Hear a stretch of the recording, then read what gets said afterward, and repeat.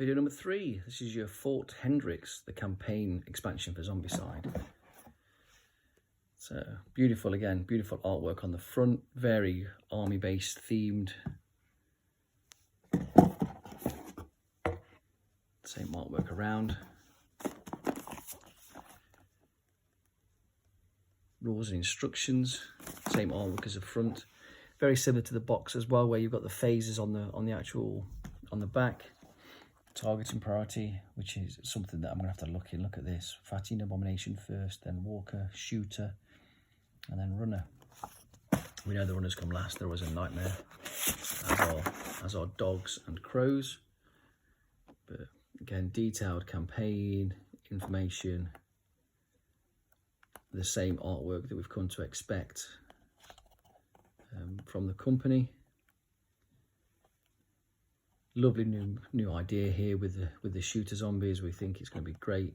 Obviously not looked at the rules yet, but advanced rules, basic rules, ground zero, and then your contents with your cards, normal equipment,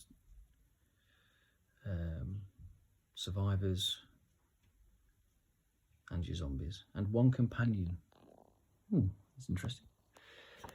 And your boards. So let's have a look. So we've got this. Okay. So this is obviously your campaign sheet to keep your record of what you've got. So this covers your survivor name, which one you've chosen, bonus actions or campaign skills. Okay, so it looks like you can really start to develop your character, campaign achievements, equipment kept. So yeah, definitely something that this looks like you're going to be able to develop your character throughout. For those of you that ever played any of the extra online versions of Zombicide, people had created ways that you could run campaigns on that as well. And they were a way to be able to keep equipment and develop things from there. So it's an interesting pad. I wonder if you're able to get any replacements for that or how replayable it will be. Oh, another cellophane one. So again, so these look like the new style lines of sight with a torch or light source. You've got your maps underneath it, as always, really dead quality, solid cardboard. Again, always be mindful of how and what temperature you're storing them at, just in case they bow sometimes.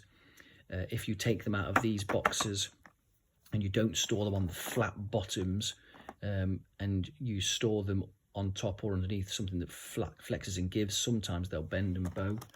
It'll be interesting to see if this version does. Okay, and then we're into the actual game. Oh, okay, so some of these are covered and some of these are protected by other plastic. So there's your poppers for your dials, some new style information bits for the expansion. Here's your models. Look at the details of the soldiers as well as your main characters.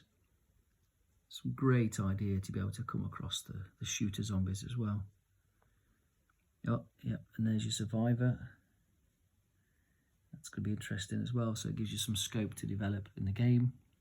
There's your new cards. And I'm assuming they have on the back, yep, as the ones that we've already encountered, there are additional rules and information straight away on the card, so you're not having to mess around trying to find some rules. That's fantastic. Love it. And so I was trying to grab these, but obviously underneath another layer of plastic. We do like our plastic in the Zombicide, in the Zombicide board games. Look, can't get to it because I'm using it one-handed and it's fastened, but as you can see, we've got some actual Zombicide dice in here. So we'll utilise these ones straight away in the main game, unless I'm going to use some of mine from the old game that I've got. But I love to see these kind of dice in a Zombicide game.